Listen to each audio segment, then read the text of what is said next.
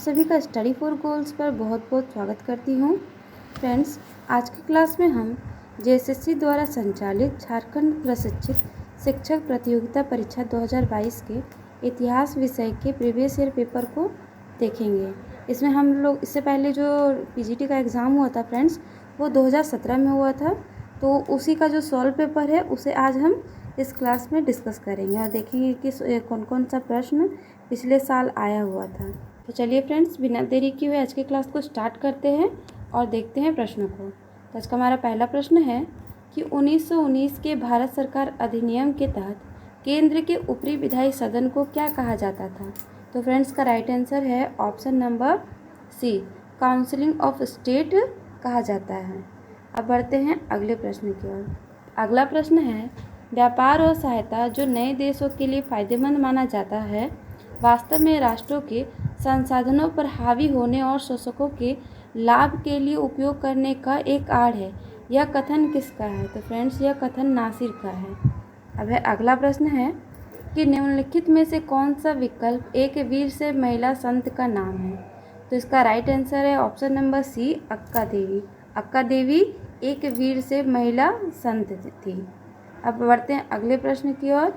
अगला प्रश्न है कि किस अधिनियम के द्वारा बंगाल के गवर्नर जनरल का पद बनाया गया था? तो इसका राइट आंसर है ऑप्शन नंबर ए, विनियमन अधिनियम 1773। ठीक है। अब बढ़ते हैं अगले प्रश्न की ओर। अगला प्रश्न है, बंगाल के गवर्नर यानी सूबेदार का नाम बताइए जिसने अहोम शक्ति पर शानदार जीत प्राप्त की। तो फ्रेंड्स का राइट आंसर है ऑप्शन नंबर सी, मीर जुमला। अब अगला प्रश्न है कि मुगल काल में विदेशी व्यापारियों और स्थानीय व्यापारियों के बीच मध्यस्थता करने के लिए प्रचलित प्रणाली का नाम क्या था? तो इसका जो प्रचलित प्रणाली था, इसका नाम था पार सांस्कृतिक आढ़तिया, यानी इसका आंसर है ऑप्शन नंबर ए। अब अगला प्रश्न है कि कोसत जो एक राजनीति नेता थे का संबंध किस देश से था? तो फ्रेंड्स का राइट आंसर है ऑप्शन नंबर सी, हंगरी से। इनका संबंध हंगरी से था। अब बढ़ते हैं अगले प्रश्न की ओर। अगला प्रश्न है कि द्वितीय विश्व युद्ध के बाद रोड पावर शब्द को किसके द्वारा प्रतिस्थापित किया गया था? तो फ्रेंड्स का राइट आंसर है ऑप्शन नंबर ए, शक्तिशाली देश यानी सुपर पावरों के द्वारा इस शब्द का प्रतिस्थापित किया गया था। अब अगला प्रश्न है कि कालीबंगा में निम्नलिखित में से कौन सी सबसे महत्वपूर्ण खोज हुई थी? तो ये जो कालीबंगा है, यहाँ पे अग्नि वेदियाँ मिली थी। अब अगला प्रश्न है कि तानसेन को निम्नलिखित में से किसके द्वारा मुगल अदालत में संरक्षित किया गया था? तो फ्रेंड्स, इसका राइट आंसर है ऑप्शन नंबर ए, अकबर के द्वारा ही तानसेन को मुगल अदालत में संरक्षित किया गया था। अब अगला प्रश्न है कि मैडम कामा जातीय रूप से डैश से समुदाय से संबंधित है। तो फ्रेंड्स, इसका राइट आंसर है ऑप्शन नंबर सी, फारसी। मैडम कामा जातीय रूप से फारसी समुदाय से संबंधित है। अब अगला प्रश्न है कि यूरोपीय आर्थिक समुदाय को कब यूरोपीय संघ के रूप में गठित किया गया था? तो फ्रेंड्स का राइट आंसर है ऑप्शन नंबर डी, 1 नवंबर 1993 को यह यूरोपीय संघ को गठित किया गया था। अब अगला प्रश्न कि वेदांग, उपवेद और दर्शन शास्त्र के 6 विद्वत्तापूर्ण पाठ को एक साथ क्या कहा जाता है? तो ये जो है, इसका आंसर है ऑप्शन नंबर ए, स्मृति साहित्य। अब बढ़ते हैं अगले प्रश्न की ओर। अगला प्रश्न है कि नाटो की स्थापना निम्नलिखित में से किस मान्यता को स्वीकार करती है? तो फ्रेंड्स का राइट आंसर है ऑप्शन नंबर ए, अंतर्राष्ट्रीय सुरक्षा आवश्यकता के लिए गठजोड़ प्रधान को। अब अगला प्रश्न है कि भारत में आधुनिक उपन्यास के जन्मदाता के रूप में किसे जाना जाता है? तो फ्रेंड्स का राइट आंसर है option number B, Bankim Chandra Chattopadhyay को आधुनिक भारत में यानी भारत के आधुनिक उपन्यास के जन्मदाता के रूप में जाना जाता है। अब अगला प्रश्न है कि सल्तनत और मुगल काल के दौरान मध्य और पश्चिम एशिया के साथ थलचर व्यापार एवं डैश निम्नलिखित में से किसके हाथों में बाहर है?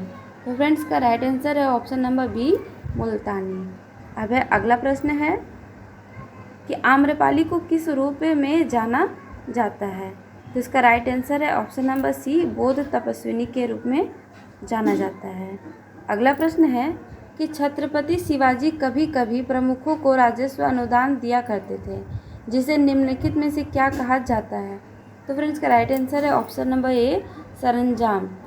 अब है अगला प्रश्न है कि अर्थशास्त्र किसके द्वारा लिखा गया है। तो इसका राइट आंसर है ऑप्शन नंबर बी, विष्णुगुप्त के द्वारा अर्थशास्त्र लिखा गया है। अब है अगला प्रश्न है कि इटली में, ये जो इटली है, इटली में नवजागरण का नेतृत्व निम्नलिखित में से किसके द्वारा अनिवार्य रूप से किया गया था। तो फ्रेंड्स का राइट आंसर है ऑप्शन नंबर बी, अभिजात वर्ग यानी अरिस्टोक्रेट्स के द्वारा किया गया था।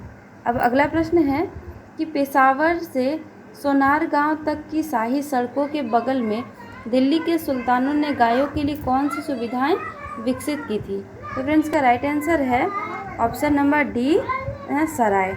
फ्रेंड्स अगले प्रश्न की ओर आगे बढ़ने से पहले मैं आप लोगों से कहना चाहूँगी कि अगर आप लोग फ्री डेली क्विज अगर आप लोग करना चाहते हैं तो आप अभी हमारे टेलीग्राम ग्रुप को ज्वाइन कीजिए, और हमारे टेलीग्राम ग्रुप का नाम है पीजीटी टीजीटी एग्ज़ाम्स S4G। यहाँ ज्वाइन करने से आपको क्या फ़ायदा होगा फ्रेंड्स, तो यहाँ पे आपको पीजीटी हिस्ट्री तथा अन्य जो भी सब्जेक्ट है उन सब्जेक्ट से रिलेटेड आपको यहाँ पे मिक्स्ड क्विज़ कराए जाएंगे, जिससे आपको खुद को आकलन कि आप खुद को आप आंक सकते हैं कि हमारी तैयारी कितनी हुई है, और आप उससे अपने तैयारी को और बेहतर कर सकते हैं। और उससे भी ज़्यादा अगर आप अपनी तैयारी को बेहतर करना चाहते हैं तो हमारे एंड्रॉयड ऐप को डाउनलोड करें, स्टडी फॉर गोल्स का, जो प्ले स्टोर पे मौजूद है। इससे क्या होगा, तो यहाँ पे आपको पीजीटी की जितने भी सब्जेक्ट हैं, इन सब्जेक्ट से रिलेटेड आपको यहाँ पे क्विज़ मिलेगा, टॉपिक वाइज सेक्शनल टेस्ट मिलेगा, प्रीवियस ईयर पेपर्स मिलेंगे, और आगे आने वाले दिनों में जो सिलेबस है, सिलेबस में जितने भी टॉपिक हैं, टॉपिक के अनुसार आपको यहाँ पे MCQ प्रोवाइड कराए जाएंगे, जिससे आपकी तैयारी और अच्छी हो जाएगी। ठीक है, तो चलिए फ्रेंड्स अगले प्रश्न की ओर आगे बढ़ते हैं। तो हमारा अगला प्रश्न है कि चीन के उस कार्यवाहक राष्ट्रपति का नाम बताएं जिन्होंने कुओमिंतांग राष्ट्रवादी सेना को हरा के उसके साथ बातचीत शुरू की थी।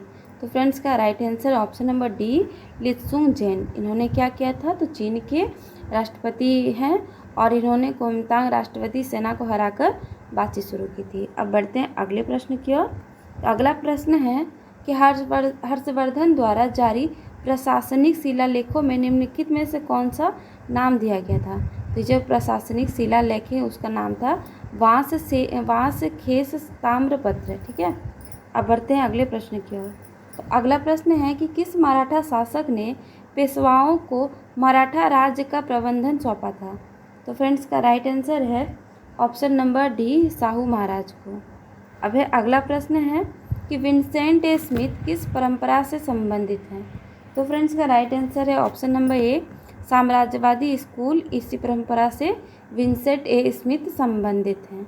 अब अगला प्रश्न है कि भारत को याद रखना चाहिए कि क्या थी, और ज्ञात होना चाहिए कि वो क्या हो सकता है, और तभी पूर्व में एक बार फिर से सूरज उगेगा और पश्चिम देशों को प्रकाशमान करेगा। ये किसके शब्द हैं। तो फ्रेंड्स ये जो शब्द है ना, यह एनी बेसेंट जी के हैं।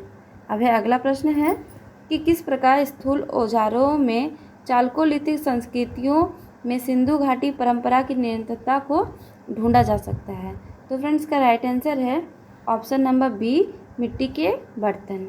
अब है अगला प्रश्न कि फराजी आंदोलन का असली उद्देश्य क्या था। तो ये जो फराजी आंदोलन है इसका असली उद्देश्य था अंग्रेजों के निष्कासन और मोहम्मद की शक्तियों की बहाली। अब है अगला प्रश्न कि बंगाल की रॉयल एशियाटिक सोसाइटी द्वारा प्रकाशित पत्रिका का नाम क्या था। तो इसका राइट आंसर है option number C, Asiatic researches.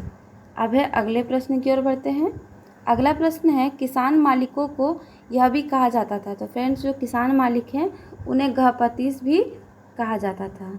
अब है अगला प्रश्न है कि निम्नलिखित में से कौन वेनेजुएला के एक महत्वपूर्ण प्रसिद्ध नेता का नाम है। तो फ्रेंड्स का राइट आंसर है option number C, Simon Bolivar. यह क्या है, तो वेनेजुएला के एक महत्वपूर्ण यानी प्रसिद्ध नेता हैं। अब है अगला प्रश्न है कि सामग्री का संचार जो कि वित्तीय प्रणाली का विकास, जो पैसे का सुलभ हस्तांतरण अनुज्ञप्त करवाता है, डैश के कारण सुगम बन गया था। निम्नलिखित में से किस उपयोग के माध्यम से किया गया था? तो फ्रेंड्स का जो राइट आंसर है ऑप्शन नंबर डी है, हुंडी। इसी के माध्यम से किया गया था। अब है अगला प्रश्न है कि निम्नलिखित में से किस देश में 1994 में पहली बार गैर नस्लीय और लोकतांत्रिक चुनाव हुए थे? तो फ्रेंड्स का जो राइट आंसर है वो है ऑप्शन नंबर सी, दक्षिण अफ्रीका। अब है अगला प्रश्न है कि अकबर ने धरती को चूमने की परंपरा शुरू की, जिसे अन्यथा क्या कहा जाता है? तो ये जो अकबर ने धरती की चूमने की परंपरा को शुरुआत की थी उसे पापोस कहा जाता है, यानी इसका राइट आंसर है ऑप्शन नंबर डी। अब है अगला प्रश्न है कि रोम, भारत और चीन के बीच सिल्क मार्ग में पोतांतरण यानी ट्रांसशिपमेंट केंद्र कहाँ स्थित था? तो फ्रेंड्स का राइट आंसर है ऑप्शन नंबर बी, यह बल्ख में स्थित था। अब है अगला प्रश्न है कि निम्नलिखित में से वो लोकप्रिय धार्मिक व्यक्ति कौन था जिसका जहांगीर के साथ अच्छा संबंध नहीं था? तो फ्रेंड्स का right answer option number A, Sheikh Ahmad Sirhindi. इन्हीं का अच्छा संबंध नहीं था जहांगीर के साथ। अब है अगला प्रश्न है कि निम्नलिखित में से कौन मध्यकालीन चिकित्सा पाठ के लोकप्रिय लेखक हैं? तो फ्रेंड्स का राइट आंसर है ऑप्शन नंबर बी, हाकिम मोहम्मद रजा। अब है अगला प्रश्न है कि गांधीवाद ने भारतीय राजनीति में पहली बार राजनीतिक राष्ट्र के अंतर्गत सभी लोगों को शामिल करने का एक विचारधारात्मक आधार प्रदान किया गया और यह कथन किसका है? तो फ्रेंड्स का right answer option number B, RP. Dutta. अब बढ़ते हैं अगले प्रश्न की ओर। तो अगला प्रश्न है कि 1860 में नील विद्रोह हुआ था, तो ये कहाँ हुआ था? तो ये जो नील विद्रोह था वो बंगाल में हुआ था। अब है अगला प्रश्न है कि निम्नलिखित में से कौन चार्टिस्ट राजनीतिक आंदोलन का नेता था? तो फ्रेंड्स का राइट आंसर है ऑप्शन नंबर ए, विलियम रॉबर्ट। अब है अगला प्रश्न है कि ग्रामीण स्तर के विवादों को मध्यस्थता करने वाले को क्या कहा जाता था? तो फ्रेंड्स का जो राइट आंसर है वो है ऑप्शन नंबर बी, मयामसा सी कहा जाता था। अब है अगला प्रश्न है कि चीन या मंगोलिया स्कूल को कौन से मुगल शासक ने भारत में लाया और अपने राज दरबार में पेश किया? तो फ्रेंड्स का जो राइट आंसर है वो है ऑप्शन नंबर ए, अकबर ने। अब हमारा अगला प्रश्न है कि अशोक ने महारक्षिता को किस देश में भेजा था? तो फ्रेंड्स अशोक ने महारक्षिता को यूनान में भेजा था। अब हमारा अगला प्रश्न है कि ब्रिटिश संसद द्वारा अमेरिकी उपनिवेशों पर लगाया गया पहला प्रत्यक्ष कर निम्नलिखित में से कौन सा था? तो फ्रेंड्स का राइट आंसर है ऑप्शन नंबर सी, स्टैम्प अधिनियम 1765। अब है अगला प्रश्न है कि हड़प्पा स्थल की खुदाई किसके मार्गदर्शन में की गई थी? तो फ्रेंड्स का राइट आंसर है ऑप्शन नंबर ए, SMS वत्स। अब है अगला प्रश्न है कि अफ्रीका के किस भाग से दिल्ली सल्तनत काल के दौरान एक छोटी संख्या में दास आयात किए गए थे? तो फ्रेंड्स का राइट आंसर है ऑप्शन नंबर बी, अबिसिनिया। अब हमारा अगला प्रश्न है कि किस चीनी बौद्ध भिक्षु ने चंद्रगुप्त द्वितीय के शासनकाल के दौरान भारत का दौरा किया था? तो फ्रेंड्स का राइट आंसर है ऑप्शन नंबर बी, फहान या फासियान। अब है अगला प्रश्न है कि शिकार और भोजन एकत्र करने से कृषि और बस्तियों में हुए बदलाव को किस रूप से जाना जाता है? तो फ्रेंड्स का राइट आंसर है ऑप्शन नंबर बी, नवपाषाण क्रांति के रूप में जाना जाता है।